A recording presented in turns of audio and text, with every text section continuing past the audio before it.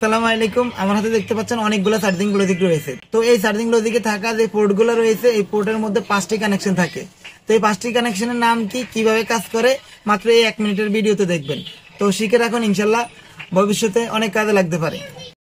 তো প্রথমে আমি এই 5টা কানেকশনের সাথে পরিচয় করে দিব, মানে নামগুলো আমি বলে দিব। প্রথমে 1 নাম্বার হচ্ছে বিবিএস লাইন, তো 2 নাম্বার হচ্ছে ডিএম অথবা টিএক্স লাইন, 3 নাম্বার হচ্ছে ডিসি অথবা আরএক্স লাইন, আর 4 নাম্বারে আইডি, 5 নাম্বারে গ্রাউন্ড।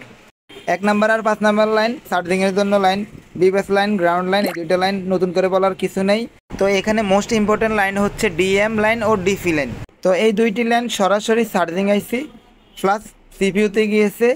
তো এই দুইটা লাইনের মাঝখানে যদি শর্ট থাকে, মানে মাঝখানে ইউএসবি ডায়োড রয়েছে প্লাস রেজিস্ট্যান্স রয়েছে, এই লাইনগুলো যদি মিসিং থাকে বা লিকেজ থাকে, তাহলে ফ্যাক চার্জিং শো করে, মানে চার্জিং শো করবে, ব্যাটারিতে চার্জ জমা হবে না, পার্সেন্ট বাড়বে না।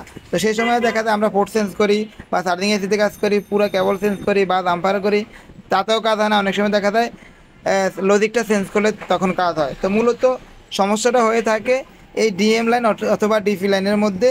তখনই কী হয়, চার্জিং পোর্ট চেঞ্জ করার পরও বা দেখা যায় চার্জিং এসিতে কাজ করার পরও চার্জিং সমস্যা, ব্যাক চার্জিংটি সমস্যার সমাধান হয় না। তো এই নিয়ে আমি বিস্তারিত অনেক লম্বা আলোচনা করবো ইনশাল্লাহ কোনো এক সময়। আর 4 নাম্বারে থাকা লাইনটি মূলত আইডি লাইন, এই লাইনটি ওটিজি সাপোর্টের জন্য ব্যবহার করা হয়। তো ভিডিওটি ভালো লাগলো